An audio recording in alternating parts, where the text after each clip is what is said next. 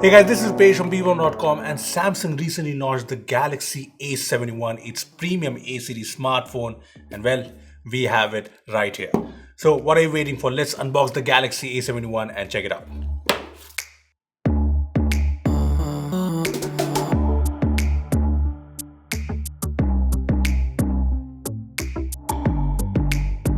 So this is the new Galaxy A71, and in the box you get the transparent silicone case, the USB-C cable, the fast charging adapter, these earphones, and the usual instruction manuals.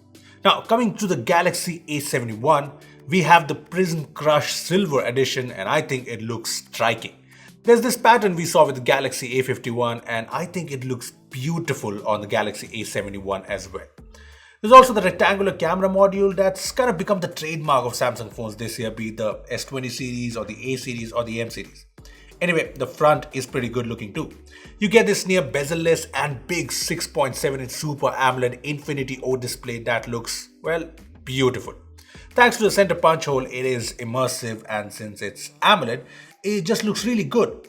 The display here has Gorilla Glass 3 on top for protection, and if you're wondering, the phone has the Widevine L1 license, so Netflix and Prime Video HD shouldn't be an issue. Now, since it is AMOLED, you get the in-display fingerprint scanner here, which seems decently fast and accurate, and there's also face unlock in case you don't want to use the fingerprint scanner or if you want to use both. Rounding up the design is the dual SIM micro SD dedicated triple slot, the usual buttons, and the USB-C port and the headphone jack on the bottom. When it comes to the in-hand feel, this is a big phone, but thanks to its sleek design, it's fairly comfortable and fits in the hand perfectly, so no problems there. Talking about the cameras now, the Galaxy A71 packs in what seems like an impressive quad camera setup. You get a 64 megapixel f1.8 primary camera, a 12 megapixel ultra wide angle lens, a 5 megapixel macro lens, and a 5 megapixel depth sensor. Yeah, these specs sound pretty nice.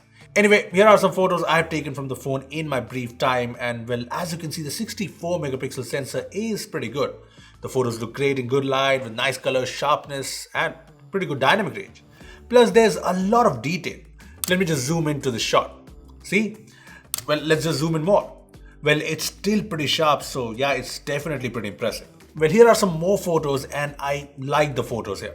Plus, the 64 megapixel sensor combined with the wide aperture make sure that the low light photos are also pretty good, so things seem pretty good. I also took some ultra wide angle shots, and to be honest, I have been liking the ultra wide angle camera performance from recent Samsung phones, so the A71 doesn't seem like an exception. These photos look pretty good. Next up, check out a couple of live focus shots, and well, the camera has a dedicated depth sensor, so live focus photos should be pretty good. The phone also has a macro lens, and here are a few macro shots from the phone, and I think the phone has done a pretty decent job. Now moving on to videos, the A71 supports 4K video recording, and there's also the impressive Super Steady mode. Well, here's a video I shot with the Super Steady mode turned on, and look at that stability even though I was walking really fast. Yeah, I was too tired to run. On the front, the Galaxy A71 has a 32 megapixel selfie camera, and while I've only used the phone briefly, I did take out time to take a couple of selfies from the phone, so yeah, check it out. Now, selfies aside, there's one feature that you guys might be interested in, and that's slow-mo video support on the front camera. Yeah, you can shoot 1080p at 120 FPS videos from the front camera, and well, take a look at a video I shot. Yeah, TikTok users are going to love this. Overall, the quad cameras on the Galaxy A71 seem pretty good, and honestly, I'm positive about the camera performance here. Moving on to under the hood, the Galaxy A71 is powered by the fairly powerful Snapdragon 730 chipset with 8GB RAM and 128GB of UFS 2.1 storage. Well, here are the benchmark scores from the phone, which are in line with what you expect from 730, and I think these are decent scores. Anyway, the Galaxy A71 in the real world seems pretty fast and snappy, so yeah, I'm expecting good performance from this phone. Now coming to gaming, PUBG Mobile runs on high graphics quite expectedly, and in a couple of sessions I played, the A71 handled all the intensity of PUBG Mobile pretty well, so yeah, the game performance should be good. On the software front, the Galaxy A71 comes with the latest OneUI 2.0 with Android 10 on board, and that means you get all the great OneUI features, and like the A51, you get these India-specific features like smart crop, useful cards in the Messages app, and a better universal search.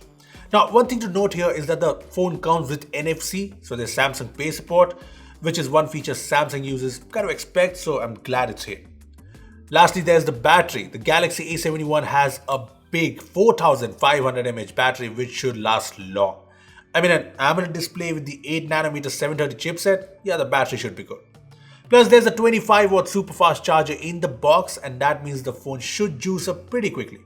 Well, coming to the price now, the Galaxy A71 has been priced at Rs 29,999 in India, and for that price, the Galaxy A71 brings a premium looking design, a beautiful Infinity-O AMOLED panel, cameras that so far seem very good, the latest software with the latest features, and a big battery with super fast charging. I know, at this price, you expect a flagship chipset, and the Snapdragon 730 isn't one. So yes, the Galaxy A71 is not perfect.